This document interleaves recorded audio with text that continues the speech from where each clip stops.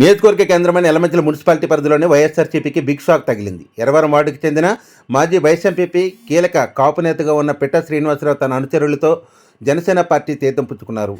Janasena, TDP, BJP ఉమ్మడి కూటమి అభ్యర్థిగా పోటీ చేస్తున్న సుందరపు విజయ్ కుమార్ కండువా కప్పి పార్టీలోకి ఆహ్వానించారు. ఈ సందర్భంగా పిట్ట శ్రీనివాసరావు మాట్లాడుతూ వచ్చే సార్వత్రిక ఎన్నికలలో జనసేన పార్టీ తరఫున పోటీ చేస్తున్న విజయ్ కుమార్ను అత్యధిక మెజార్టీతో గెలిపించడమే తమ లక్ష్యమని, అంతేకాకుండా క్షేత్రస్థాయిలో మరింత గెలుపుకు కృషి చేస్తామని తెలిపారు. ఉమ్మడి కూటమి ప్రవేశపెట్టిన మేనిఫెస్టో ప్రజలకు అందుబాటులో ఉందని, అంతేకాకుండా ప్రతి సంక్షేమ పథకం ప్రజల కోసమే ఏర్పాటు చేయబడిందని అన్నారు.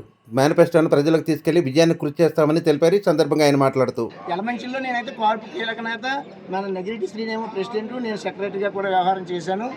కాపు మరి ఇలా 70,000 అంటే కులాల గురించి ఎత్తకూడదేమో తెలియదు కానీ 70,000 ఓటింగ్ ఉన్న కాపు కులాన్ని కించపరచడం, తర్వాత ఏమో బానిసలుగా బతకడం అనేది కూడా మాకు అగౌరవంగా ఉంది.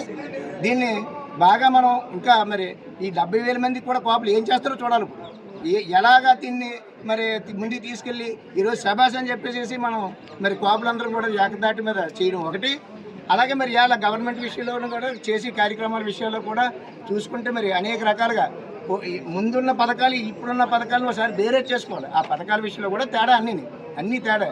ఇవాళ కుటుంబ యజమాని చనిపోతే ఎవరో ఒకటి చనిపోతేనే వర్తించింది 5 లక్షల రూపాయల స్కీమ్.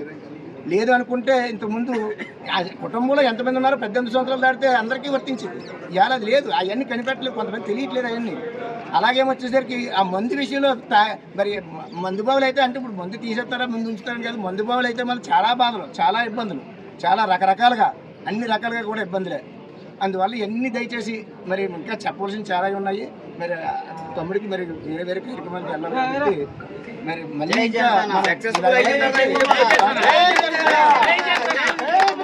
జై జనసేన, జై జనసేన.